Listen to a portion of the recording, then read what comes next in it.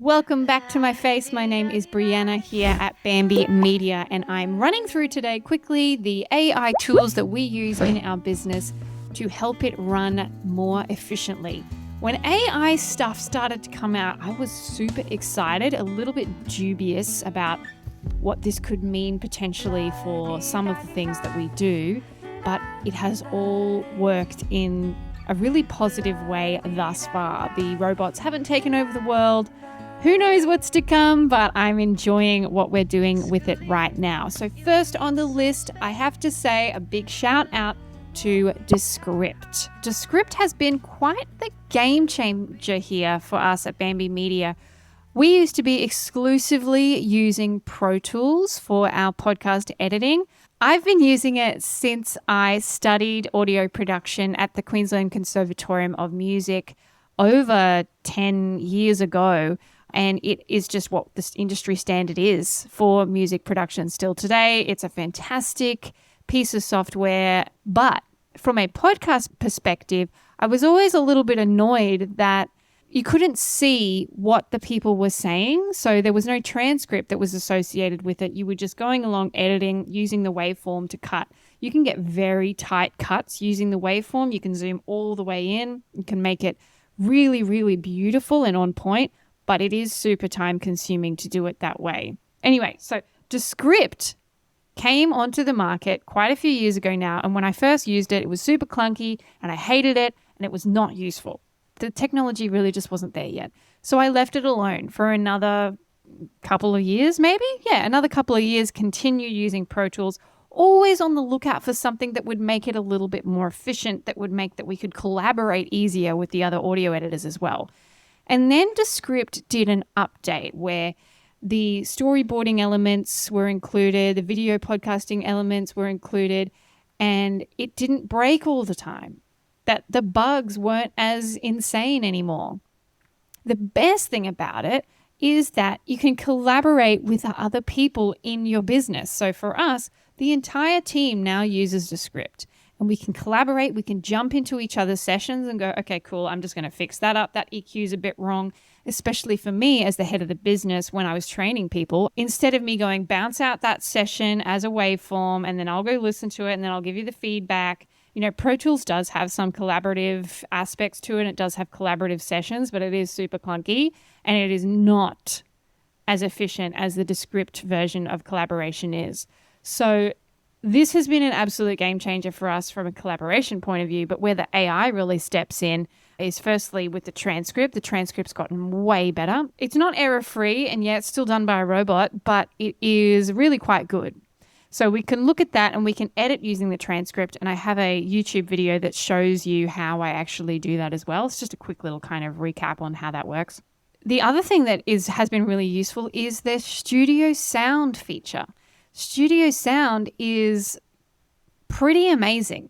Adobe Podcast has a beta version of something similar, which is rubbish. I'm going to say it. It's rubbish. Compared to what Studio Sound can do on Descript, the roboticness of the Adobe version is nowhere near what Descript Studio Sound can do. We love Adobe. We use Adobe for different things as well, but we don't use it for podcast editing. So the studio sound feature of Descript is really good, and I'll do a video on what that actually means for you as well so that you can see. But if you're a new podcaster and you're wanting to do it yourself and DIY the show, then Descript is just the best way to do it. There are some things that, you know, will definitely up-level it for you, and, you know, EQing is important, compression's still important, what a limiter is, all these things if you have never used anything before. There's a learning curve. Next thing that we've just started using in our video side is Autopod. If you don't know what Autopod is, holy balls. It is really cool. So it takes multicam editing, where your editor would normally sit there and like have to change the camera angles themselves. Like if you've got 3 camera angles, you know, your editor would have to go through and change them. But now Autopod, you can set some parameters and then you hit go and it does the whole thing in like 4 minutes. It's not perfect, but it's pretty damn good. Decipher is the next thing that we use for our show notes, for our chapter markers, and for article writing. So Decipher, again, sucked for a while. They've been around for a little while, and I used them in the past, and it's just It was so repetitive. The AI was bad. The blog writing was bad. Everything sounded bad. I didn't like it. It was not good. So I stopped using it. I used Jasper for a while as well, but they were a little bit exy for what I was needing it for. Anyway, so then I jumped on the Decipher beta program and they made some remarkable improvements. And it's now in its fully fledged house. The beta period is over. And Decipher has done an incredible job of really updating their whole content deliverable area. But there's always a caveat with this stuff. You can't just be like, sweet, done, thank you.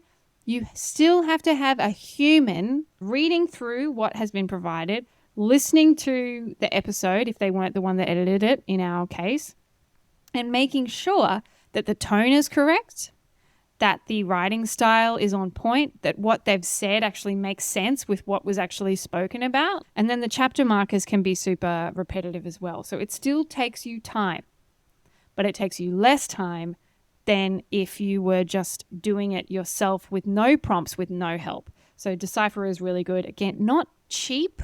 It's actually quite expensive for what it does. But because we are looking at, we're using this for ourselves and also for our clients, then it makes sense for us to have this as a service.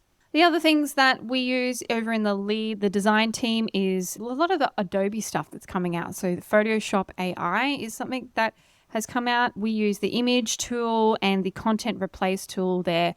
And I might get Alex, our lead designer, to do a little video on how he uses those things in our business as well, because it's really cool to see the back end of that. And then also Dali, which is an image from text tool. So that's really cool. Canva has a similar thing now as well, although I don't think Canva's quite got it yet. I've been testing Canva's stuff and it's not my favorite as far as what it pulls from text. A lot of the same sort of looking stuff. And again, it is, it's AI generated, so it doesn't really hit the mark all the time, but Dali's pretty freaking cool. So I would check that out as well. A lot of the things we use in our business are still not AI. AI is great, but you still need a human to do a lot of what we do. And I'm happy that AI is going in the way that it's going. There's things that still need to be ironed out from a legal perspective if you're just copying and pasting things and not editing things. And, there's a whole bunch of issues there. But for the purposes of what we're using it for at the moment, that I'm really happy with where things are going and how things are developing. If you have any tools that you use that you think I should know about, please leave in the comments, because I love to try all the tech. I love tech. If you like this content, hit subscribe and follow us on YouTube, and also follow us on the podcast platforms if you go over there instead. Thanks for joining me, and I will speak to you next time.